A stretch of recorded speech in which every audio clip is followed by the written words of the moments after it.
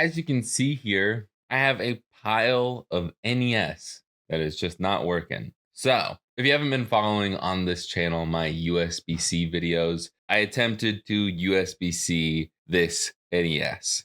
And this is my only NES. This is my personal NES that I collected probably like 5 years ago. Long story short, I installed the USB-C, I got power, but then it wouldn't show up on the screen and no games would be read. I just like had the blinking red light, which I'm not too familiar with NES stuff, but I know it shouldn't be blinking red light. And then all of a sudden, no light, no matter what I did. And since you kind of have to obliterate the original port for power, I couldn't really reverse this mod to see if like that would fix it or not. I did notice that the capacitor went bad, so I swapped it. Still nothing. Tried a bunch of different things, couldn't get it to work. So I bought another working one of these off of the internet, and I'm going to install it to see if that fixes anything. I am not too hopeful, honestly. I'm pretty sad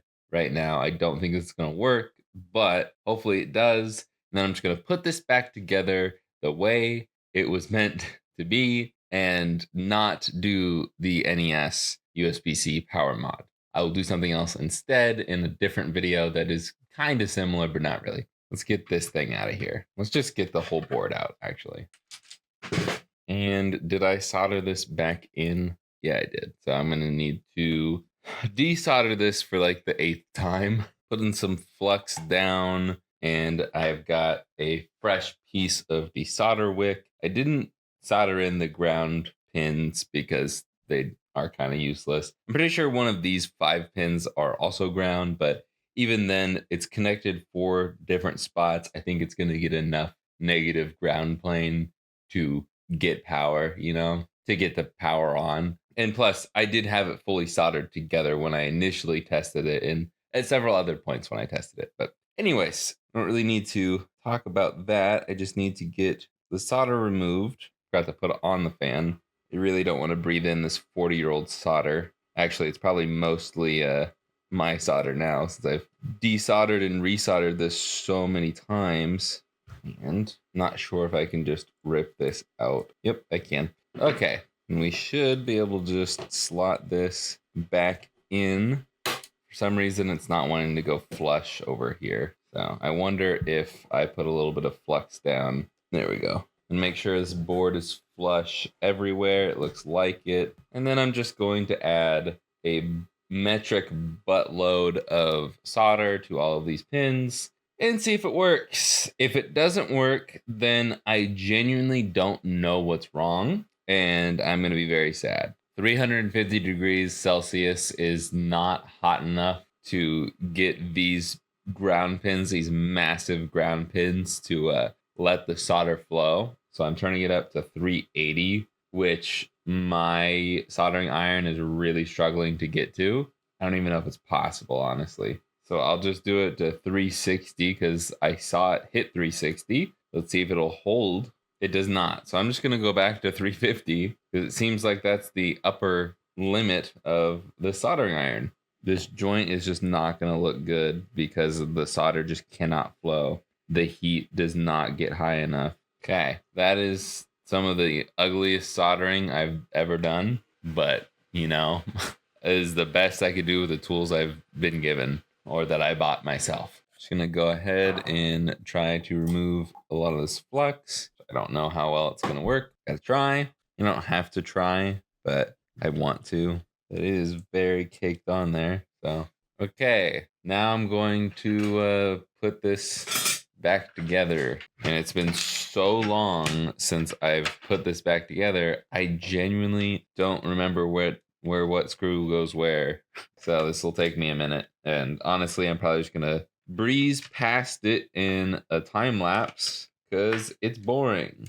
Nope. No power LED at all. I think what happened somehow, I genuinely don't even know how, I fried the CPU because I think that is a common problem. I remember doing a lot of research on the original Famicom back when I was, trying to fix that stuff up. for like the Sendico, Bai videos, that kind of stuff. And I think I remember that the NES and Famicom CPUs would fail a lot. And the only way to do that is to replace the CPU. And I just don't really want to do that. Honestly, I'd rather just buy another NES. It really does suck that this doesn't work anymore. I'm gonna test to see if maybe just the LED burned out or something. I doubt it.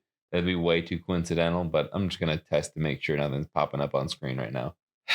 It's dead. At least with the Vita, I didn't kill it. Nearly did, but I don't know what to do. Do I buy another NES to put this in there? I don't know, man. I am at a loss for words. I don't really want to break another NES. I don't even really care about the NES that much. I care about my NES and having a working one. I don't really know what to do now. Okay, well, I've gone in and done a little bit more research, and I found nothing that would make any sense. Unless the seller lied to me and the new module that I got, obviously this isn't the new one, but unless this wasn't actually working, then I don't know what it could be other than a bad CPU or something else on the main board. But pretty much everything on the internet that I can find, it has something to do with this thing. And the guy that I bought it from said it was 100% working, and I believe it because he's a reputable seller. And I just don't think he would have sold me something broken. It's possible, but I doubt it. So I am at a loss. If you have any ideas, let me know. But yeah, I am out of ideas, and then I failed to do the USB-C NES. I don't even know. Do I make this video NES USB-C, or do I make it trying to fix my NES? I don't know. Do I even want to post this video? Not really, because there was no resolution. I don't like posting like failure videos, but I understand that it can be helpful for some people. And sometimes somebody can come in here with an answer for me and it'll help me out. But most of the time people don't help me. Okay. Buy a shirt for me to make me feel better, please. Or a Game Boy or a GameCube or an N64.